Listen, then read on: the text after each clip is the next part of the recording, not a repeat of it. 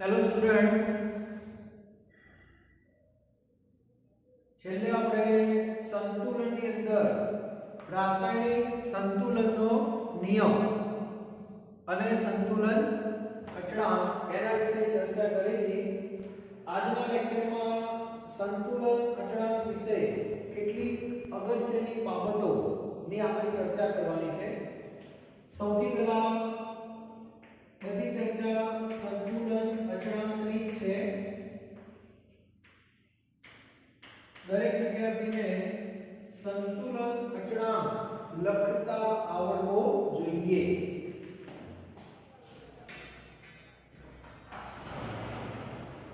સૌથી પહેલા અને સંતુલન અચળાંકનું સૂત્ર ફિક્સ ના હોય, પ્રક્રિયા પ્રમાણે એ સૂત્ર બદલાતું હોય છે ઘાતના સંદર્ભમાં. તો સૌથી પહેલા પરીક્ષામાં એવું પૂછાય કે ચલો ભાઈ H2 I2 એમાંથી 2HI, બરાબર. આના સંતુલન અચળાંકનું સૂત્ર લખો.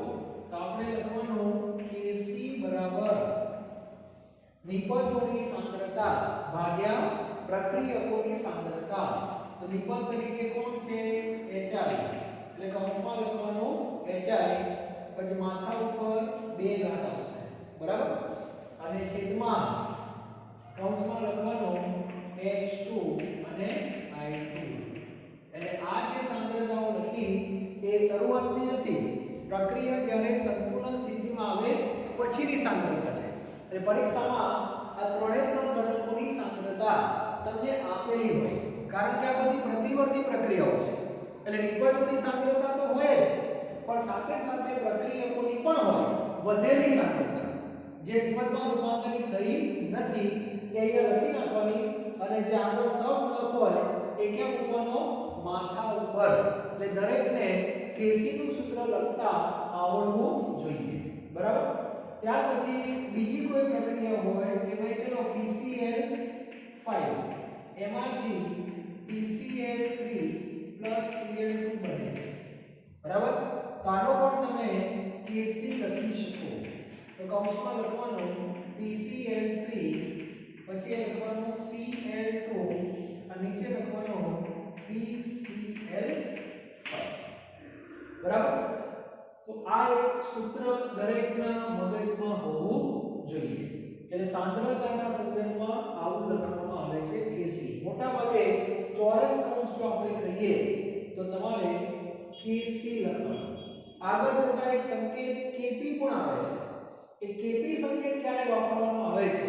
તો જ્યારે સાંદ્રતાની જગ્યાએ તમને દબાણ આપવું હોય. એટલે અમુક કિસ્સામાં સંતુલન સ્થિતિએ સાંદ્રતા ન આપે, પણ તમને જે તે ઘટકનું શું આપેલું હોય? દબાણ. જેમ કે હાઇડ્રોજન બધાને ખબર છે વાયુ સ્વરૂપમાં હોય, આ પણ વાયુ સ્વરૂપમાં છે, આ પણ વાયુ સ્વરૂપમાં છે, બરાબર. એ જ રીતે આ ગેસ છે, આ પણ ગેસ છે, આ પણ ગેસ છે. એટલે જો તમને સાંદ્રતા આપી હોય, પોલારિટીનો ડેટા આપેલો હોય તો તમારે Kc લખવાનું, બરાબર. અને જો ડેટા જો માહિતી દબાણમાં આપી હોય તો તમારે શું લખવાનું? Kp લખવાનું, બરાબર. અને Kp એટલે આ જે ચોરસ કૌંસ છે એટલે દબાણ લખવાનું, આંશિક દબાણ. દબાણનો સંકેત P થાય એટલે PHI, પછી એનું શું કરવાનું? સ્ક્વેર, અને છેદમાં PH2 અને અહીંયા લખવાનું PI2, બરાબર. અહીંયા તમારે Kp બરાબર લખવાનું આવશે PCl3, બરાબર. અને આ બાજુ PCl2 અને છેદમાં PCl5. આવું તમારે લખવું પડશે. આ એક વસ્તુ મગજમાં રાખજો. એટલે ક્યારે સંકેત Kp લખો, ક્યારે સંકેત Kc લખો એ પણ ખબર હોવી જોઈએ. એ બધાનો આધાર તમને જે ડેટા આપેલો છે એના ઉપર છે, કારણ કે આ બધા ઘટકો છે. સંતુલનની દરેક ઘટકની માહિતી કાં તો પોલારિટીમાં આવશે કાં તો દબાણમાં આવશે, બરાબર. પોલારિટીમાં આપેલી હોય તો Kc મળે, દબાણમાં આપવું હોય તો Kp આગળ જતા કેપી અને કેસી વચ્ચેનો સંબંધ પણ આવશે. તો અત્યારે તમારા મગજમાં આ સૂત્ર હોવું જોઈએ કે સંતુલન અચળાંકને બે રીતે રજૂ કરાય છે, કેસી ના સંદર્ભમાં અને કેપી ના સંદર્ભમાં. બરાબર? ક્યારે શું લખવું એ બહુ અગત્યની વસ્તુ છે, એટલે એના માટેના સૂત્રો છે. બરાબર? ત્યાર પછી આની સાથે સાથે હું એકમની પણ વાત કરી દઉં. સંતુલન અચળાંકના આ પ્રકારો થઈ ગયા. બરાબર? અને તેના એકમો. હવે એકમોની વાત કરીએ. હવે માની લો કે જૂની બુકની અંદર સીધા એકમો આ રીતે આપતા હતા લોકો કે ભાઈ ચલો આનો એકમ શું હોય તો મોલારિટીનો સ્ક્વેર. આનો એકમ શું હોય તો કે મોલારિટી ઇન્ટુ મોલારિટી. એટલે મોલારિટીનો સ્ક્વેર એટલે આ એકમ રહી થઈ જાય. એટલે આની અંદર તમને કદાચ એકમ મળે નહીં તો આને શું કહેવાય? એકમ રહી થઈ જાય. બરાબર? આની અંદર તમે જો મોલારિટી મોલારિટી અને નીચે મોલારિટી એટલે એક મોલારિટી ઉડી જાય તો અહીંયા એકમ શું થઈ જાય? ખાલી n થઈ જશે. બરાબર? અહીંયા દબાણ હોય, દબાણ તો એકમ 12 છે, 12 નો સ્ક્વેર 12 * 12, 12 નો સ્ક્વેર 12 નો સ્ક્વેર કીધું હોય તો અહીંયા તમારો એકમ શું હશે? કશું નહીં આવે. તો આ પણ શું થઈ જાય? એકમ રહિત થઈ જશે. અને આ બાજુ તમારો એકમ આવશે 12. બરાબર? એટલે જૂની બુકમાં આવી રીતેની રજૂઆત હતી, નવી બુકમાં થોડો ફેરફાર કરેલો છે એ હું તમને જે તે સમયે કહીશ. અત્યારે મગજની અંદર સંતુલન અચળાંકના બે પ્રકાર યાદ રાખો, કેપી અને કેસી. એક ત્રીજો પ્રકાર છે કેએક્સ. એમાં માહિતી શેમાં આપી હોય? મોલ અંશમાં આપી હોય. ત્યારે તમારે એનો ઉપયોગ કરવો પડે. મોલ અંશ શું છે બધાને ખબર છે. અગત્યની રાશિ બે છે મોલારિટી અને દબાણ. તેના સંદર્ભમાં આટલી માહિતી તમારી પહેલા ક્લિયર હોવી જોઈએ. બરાબર? અને હવે હું તમને જે માહિતી આપવા જઈ રહ્યો છું એ ત્રણ વિશિષ્ટ કેસ છે. બરાબર? એ આપણે ભણવાના છીએ. તો આનો એક ફોટો પાડી લેજો પહેલા. હવે આપણે આગળ વધીએ. તો સંતુલન અચળાંક જે છે એના સંદર્ભમાં કેટલીક માહિતી, બહુ અગત્યની માહિતી છે. બરાબર? અને એને હું સ્પેશિયલ કેસ કહું છું.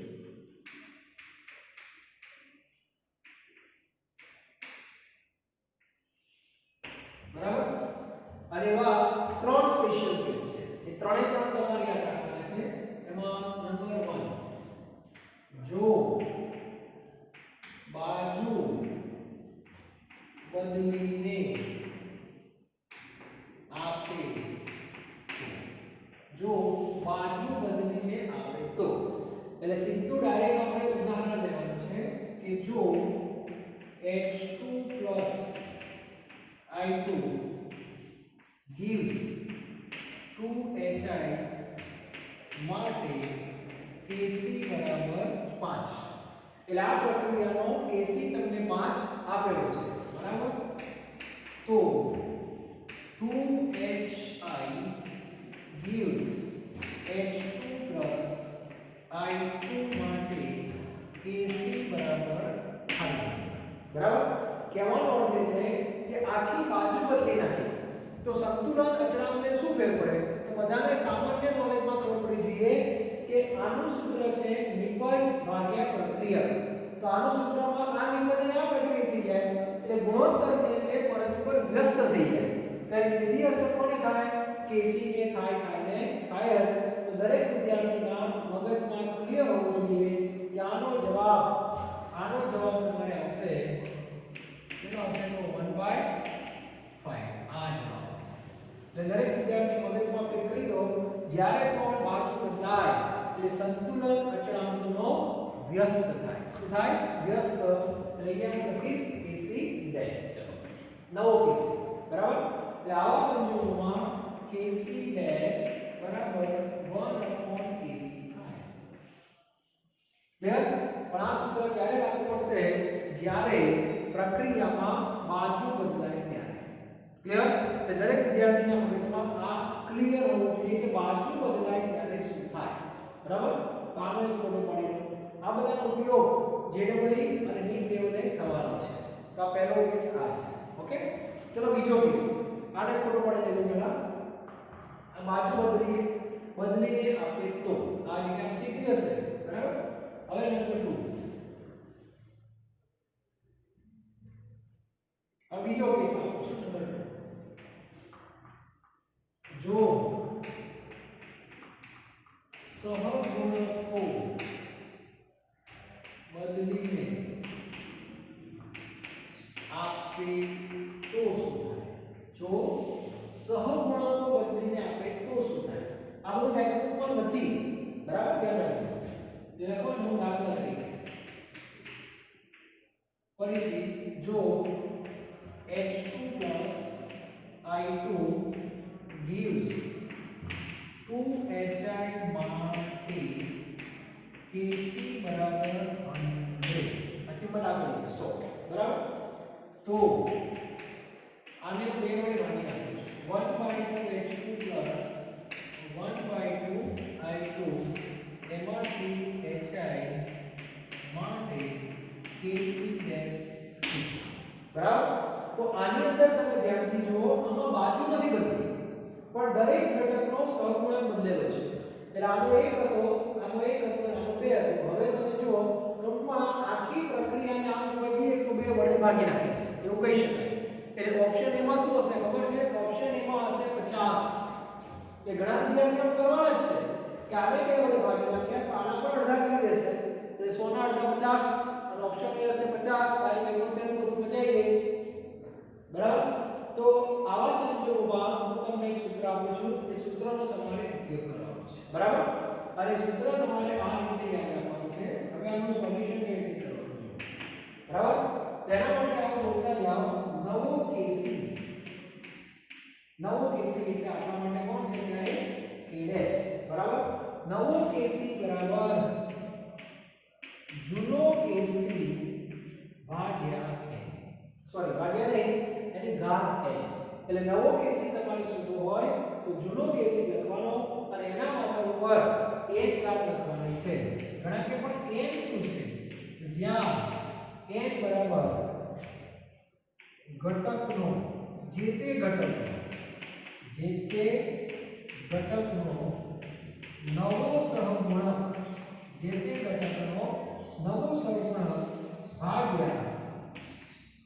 ભાગ્યા તે ઘટકનો જૂનો સહગુણક બરાબર. એટલે તમે જે ઘટક પસંદ કરો ને સહગુણક દાખલા તરીકે તમને લાગે કે મારે H2 પસંદ કરવા છે H2 બરાબર. આ ત્રણમાંથી H2 I2 અને HI H2 તો H2 લેવાના જૂના નવા બંનેમાં. તો સૌથી પહેલા આપણે n સુધી ચલો જે તે ઘટકનો નવો સહગુણક તો H2 નો નવો સહગુણક કેટલો કહેવાય 1/2 અહીંયા લખવાનું 1/2 છેદમાં તે ઘટકનો જૂનો એટલે આનો જૂનો કયો છે 1. તો મને જવાબ આપો n બરાબર કેટલા હશે 1/2 અને 1/2 એટલે શું કહેવાય વર્ગમૂળ કહેવાય. અહીંયા તો આપણે કિંમત મૂકશું કે જૂનો કેસી કેટલો તો કે 100. તો અહીંયા તમારે 100 નો વર્ગમૂળ આવશે અને 100 નું વર્ગમૂળ 10 થાય. એટલે તમારો જે જવાબ છે અહીંયા કેટલો આવશે 10 આવશે. સમજાય છે? કોઈ કે સાહેબ મારે I2 લેવો છે તો લેવાય એમ કે ના પાડો છો? n નો જવાબ નહીં બદલાય. I2 માટે નવો સહગુણક 1/2 થશે અને જૂનો 1 થશે. અને HI માટે નવો સહગુણક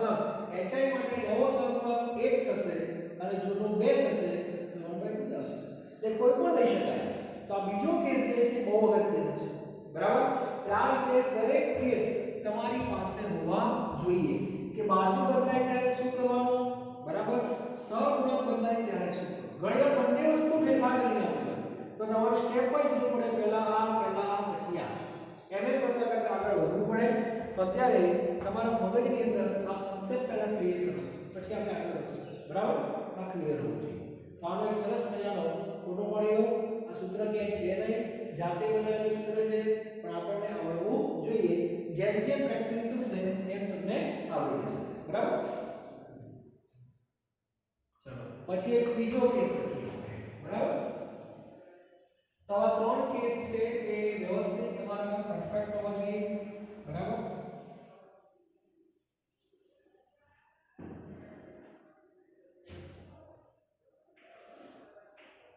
જો પ્રક્રિયાઓના સરવાળા થાય,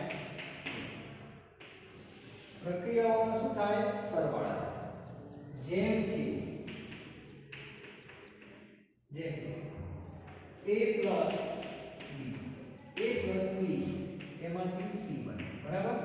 આનો સંતુલન અચળાંક ધારો કે k1 છે, સાંકેતિક ભાષામાં આપણે વાત કરીએ. બરાબર? અને k1 બરાબર ધારો કે 5. ક્લિયર? ચાલો આવું લખવાની ટેવ બનાવો. બરાબર? પછી p q એમાંથી બન્યો r. બરાબર? અને આનો k2 છે ધારો કે 20. બરાબર? એટલે આ બંને વસ્તુ તમને આપેલી છે. જો હવે તો એટલે આ બેનો સરવાળો, આ બેનો સરવાળો એટલે a b p q gives c r માટે k3 બરાબર છે. તો આપણે k3 ની કિંમત શોધવાની વાત આવી. બરાબર? તો શું કરશું? તો k3 માટે શું કરશું આપણે? બરાબર? તો દરેક વિદ્યાર્થી જવાબ લખીને આવે છે 15. કેમ? તો કે પ્રક્રિયાનો સરવાળો થયો તો પહેલામાં સરવાળો થાય ને, તો એવું નથી. જવાબ છે 50. એનો અર્થ શું? જ્યારે પ્રક્રિયાઓના સરવાળાઓ થાય ત્યારે સંતુલન અચળાંક જે છે એના શું થાય? ગુણાકાર થાય. એટલે દરેક વિદ્યાર્થી યાદ રાખવાનું કે જ્યારે તમે ઉકેલ શોધો આવા કેસમાં ત્યારે k3 બરાબર k1 k2 થાય. એટલે 5 ગુણ્યા 10 જવાબ કેટલો આવશે? 50. અહીંયા તમારે 50 જવાબ આવશે. બરાબર?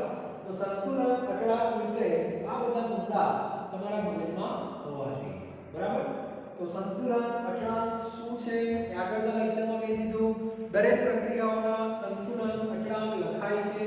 ક્યારેક kc લખાય, ક્યારેક kp લખાય, એ આવડવું જોઈએ. એકમની ચર્ચા મેં થોડી ઘણી કરી, થોડી ઘણી આગળ કરવાના છીએ આપણે. ત્યારબાદ સંતુલન અચળાંક ને કેવી રીતે અસર થાય, કેવા કેવા સંજોગોમાં, એ 3 સંજોગો મેં તમને કીધા એ દરેક વિદ્યાર્થીના મગજમાં ક્લિયર હોવું જોઈએ. બરાબર? અને સંતુલન અચળાંકના સંદર્ભમાં હું 2-3 વાક્ય જે બોલું એ પણ મગજમાં ફિક્સ કરી દેજો કે ભાઈ સંતુલન અચળાંક કોના ઉપર આધારિત છે. બરાબર છે? તો મગજની અંદર આટલું એક વાક્ય યાદ રાખજો કે સંતુલન અચળાંક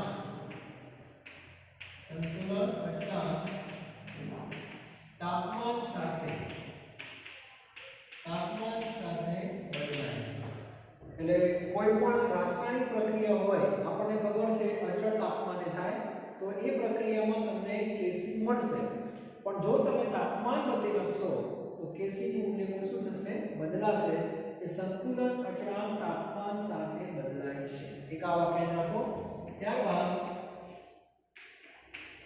ઉદ્દીપકની સંતુલન અચળાંક ઉપર કોઈ અસર થતી નથી. એક આ મુદ્દો યાદ રાખો દરેકે કે ઉદ્દીપકની સંતુલન અચળાંક ઉપર કોઈ અસર થતી નથી. ઉદ્દીપક એ માત્ર પ્રક્રિયાને ઝડપી બનાવે છે, એનાથી કેને કોઈ લેવા દેવા નથી. એક આ મુદ્દો તમારા મગજમાં હોવો જોઈએ. બરાબર? અને ત્રીજો મુદ્દો અચળ તાપમાને સંતુલન અચળાંક પ્રક્રિયકની શરૂઆતની સાંદ્રતા ઉપર આધારિત નથી. બરાબર?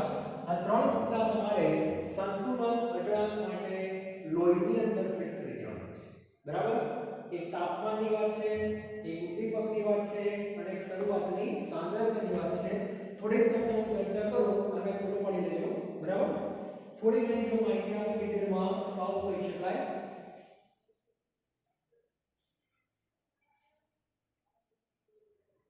દાખલા તરીકે પહેલો કેસ આપણે જો સમજવો હોય બરાબર તાપમાન હોય કે ભાઈ તાપમાન સાથે બદલાય છે આ એવું કહેવા માંગે છે કે માની લો કે R માંથી P બને છે બરાબર આ પ્રક્રિયાનો સ્વભાવ ધારો કે ઉષ્મા શોષક છે બરાબર આ પ્રક્રિયા પહેલા કયા તાપમાને થઈ ધારો કે 200 કેલ્વિન તાપમાને થઈ રીડિંગ શું હતા બધાને ખબર છે આનું રીડિંગ પહેલા કેટલું હતું 10 આનું પહેલા કેટલું 0 પછી એમ કરતા કરતા છેલ્લે આ બે આયા હતા અને આ કેટલા આયા હતા 8 પછી 2 ના 2 8 ના 8 તો આને કઈ સ્થિતિ કહેવાય બધાને ખબર છે આને કહેવાય સંતુલન સ્થિતિ અને સંતુલનને આપણે કે લખતા હતા નિપજની સાંદ્રતા ભાગ્યા પ્રક્રિયકોની સાંદ્રતા નિપજની કેટલી 8 પ્રક્રિયકની કેટલી 2 8 ભાગ્યા 2 કેટલા થાય 4 તો 4 ને શું કહેવાય સંતુલન સ્થિતિ કહેવાય p નો સમઘન એક જ છે એટલે આના ઉપર એક ઘાત આવે આના ઉપર પણ એક ઘાત આવે તો અત્યારે આખી જે પ્રક્રિયા આપણે કરી એ 200 કેલ્વિને કરી બરાબર હવે તમને એવું લાગે કે ના મારે k નું મૂલ્ય વધારવું છે તો 200 ના તમે શું કરી દીધા 300 કરી દીધા 300 જેવા કરશો એટલે આ રિઝલ્ટ જે છે એમાં થોડો ફેરફાર થઈ શકે છે ધારો કે આ થઈ ગયા 9 9 આ થઈ ગયા 1 1 આ કિંમત થઈ જશે 9 આ કિંમત થઈ ગઈ 1 તમારો જવાબ થઈ જશે 9 એનો અર્થ કે સંતુલન અચળાંક તાપમાન સાથે બદલાય છે બરાબર એટલે આ એક મેં તમને ખાલી ઉદાહરણ ફોટો પાડો તો પડી જશે બરાબર બીજું ઉદાહરણ છે ઉદ્દીપકની સંતુલન અચળાંક ઉપર કોઈ અસર થતી નથી આ શું કહેવા માંગે છે આ તમને શું કહેવા માંગે છે ઉદ્દીપકની વાત કરીએ બરાબર તો બીજો મુદ્દો જે છે ઉદ્દીપકની વાત કરીએ તો ઉદ્દીપકમાં એવું છે કે R માંથી ધારો કે P બને છે ચાલો 10 આ 0 એના કરતા કરતા ફરીથી આ 2 અને આ 8 આ 2 અને 8 કે કેટલો 8 ભાગ્યા 2 4 અત્યારે આ પ્રક્રિયા ઉદ્દીપકની ગેરહાજરીમાં છે બરાબર t બરાબર 0 સમય અને t બરાબર 60 મિનિટ તો મને જવાબ આપો સંતુલન કેટલા સમય પછી આવ્યું 60 મિનિટ પછી આવ્યું બરાબર પણ અત્યારે આખી પ્રક્રિયા ઉદ્દીપકની ગેરહાજરીમાં થાય છે આ પ્રક્રિયા ઉદ્દીપકની ગેરહાજરીમાં છે બરાબર હવે આપણે આની આ જ પ્રક્રિયા આપણે x નામના ઉદ્દીપકની હાજરીમાં કરીએ x નામના ઉદ્દીપકની હાજરીમાં તો રીડિંગ જે છે આના આ જ આવશે પણ આ જે 60 છે એના કદાચ 40 થઈ જશે એનો અર્થ કે આ જે સંતુલન વાળું જે રીડિંગ છે એ 60 ની બદલે થોડું વહેલું આવી જશે એટલે પ્રક્રિયા એવું કહી શકાય ને કે ઓછા સમયમાં પૂર્ણ થઈ ગઈ એટલે ઉદ્દીપક જે છે એ માત્ર પ્રક્રિયાનો વેગ વધારે એને આની સાથે કોઈ લેવા દેવા નથી કે 8 ના 9 થાય એને કોઈ લેવા દેવા નથી એટલે 8 ના 2 એના એ જ રહે તો k નું મૂલ્ય પણ 4 જ આવે તો ગણતરીમાં ફાયદો ક્યાં છે તો ફાયદો ક્યાં થયો સમયમાં એટલે ઉદ્દીપક વાપરવાથી સમયનો બચાવ થાય છે ઓછા સમયમાં આપણું કામ પૂરું થઈ જાય પહેલા આવે છે એટલે આ મુદ્દો તમને એવું કહેવા માંગે છે બીજું અચળ તાપમાને સંતુલન અચળાંક પ્રક્રિયકની શરૂઆતની સાંદ્રતા ઉપર આધારિત નથી તો ત્રીજો મુદ્દો જે છે એ પણ તમને સમજાવો એ શું કહેવા માંગે છે